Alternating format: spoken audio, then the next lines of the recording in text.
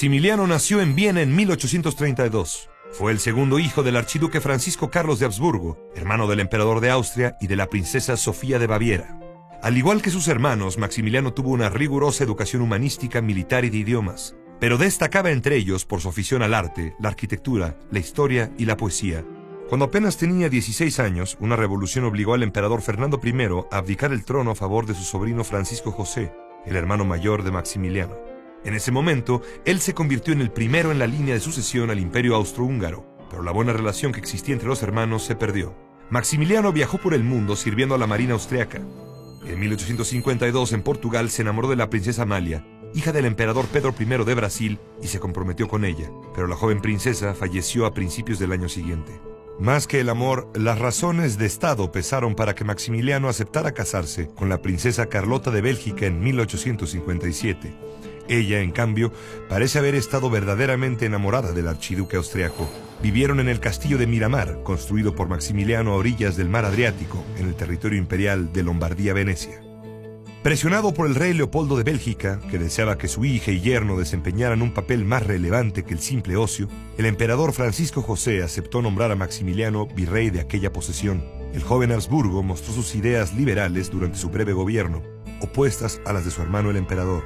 La derrota de Austria en la batalla de Solferino en 1859, en el contexto de los movimientos que llevaron a la unificación italiana, hizo que el emperador perdiera Lombardía-Venecia y con él Maximiliano perdió su cargo. En 1862, una alianza formada por Francia, Inglaterra y España invadió el puerto de Veracruz cuando México se vio obligado a suspender el pago de su deuda exterior. Pero los planes de Napoleón III, el emperador de Francia, eran mucho más ambiciosos que simplemente cobrar la deuda. Siguiendo los consejos de su esposa y de los monárquicos mexicanos que por años habían intrigado en las cortes europeas, decidió derrocar al gobierno liberal de Benito Juárez para establecer en México un imperio subordinado militarmente a Francia y que se opusiera al empuje de Estados Unidos.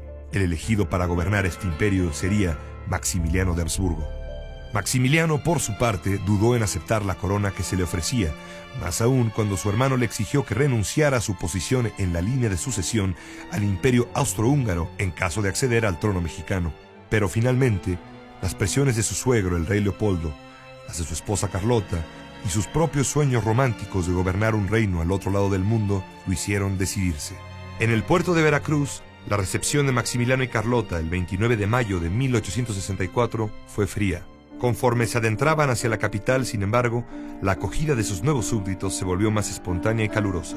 Maximiliano contaba con el respaldo de buena parte de los conservadores, aquellos que se habían inclinado por el monarquismo. Pero el emperador gobernó siguiendo sus ideas liberales y confirmó la vigencia de las leyes de reforma, que habían significado la separación del Estado y la Iglesia, así como la nacionalización de los bienes de ésta.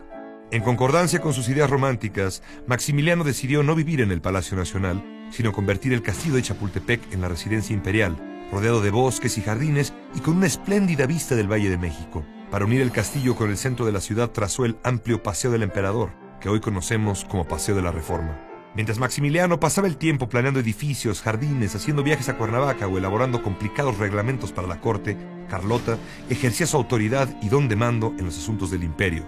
La Roja, como le llamaban los conservadores por sus ideas liberales, parecía más convencida que Maximiliano de tener éxito en su aventura imperial. La guerra contra la República encabezada por Benito Juárez no se detuvo en ningún momento de la vida del efímero imperio mexicano. Juárez, en su remoto refugio en el norte, seguía siendo presidente. El ejército francés solo controlaba los caminos y los capitales de los estados. Además, el mariscal Aquiles Bazén había obstaculizado intencionalmente la creación de un ejército imperial mexicano que no solo habría podido controlar una extensión mayor del país, sino reemplazar a las tropas francesas y sostener a Maximiliano en el trono. La gravedad de esa decisión se manifestó cuando en 1866 Napoleón III decidió retirar el apoyo militar a Maximiliano a causa de la amenaza que le suponía el militarismo prusiano, así como la hostilidad de los Estados Unidos. Conscientes de que sin Napoleón el imperio mexicano caería, Carlota viajó al viejo continente a buscar desesperadamente recuperar el apoyo de Francia. En su intento, la emperatriz enloqueció. En febrero de 67 comenzó la evacuación. Cada ciudad mexicana de la que se retiraba el ejército francés era ocupada inmediatamente por los republicanos. Solo algunas plazas, como Puebla en el mes de abril, ofrecieron alguna resistencia a este avance arrollador. Maximiliano decidió que la capital del país no ofrecía condiciones para su defensa y partió con su menguado ejército hacia Querétaro. Rodeado en aquella ciudad por los liberales bajo el mando de Mariano Escobedo, consiguió resistir el sitio hasta que la madrugada del 15 de mayo la plaza cayó, quizá entregada por un traidor, el general Miguel López. Prisionero, a Maximiliano se le sometió a un juicio sumario ante un tribunal militar, al que no asistió por encontrarse muy enfermo. Fue condenado a muerte junto con sus generales Miguel Miramón y Tomás Mejía. Aunque muchas voces solicitaron el perdón, el presidente Juárez fue inflexible. Era la ley, no él mismo, quien lo había condenado. El 19 de junio, en el Cerro de las Campanas, a las afueras de la ciudad de Querétaro, la sentencia se cumplió. Las últimas palabras del emperador antes de ser fusilado llamaban a la concordia y a que su sangre fuera la última derramada en el país. Carlota, en un mundo que ya no era el que le había tocado vivir y con muy pocos momentos de lucidez en medio de su locura, le sobreviviría 60 años hasta 1927.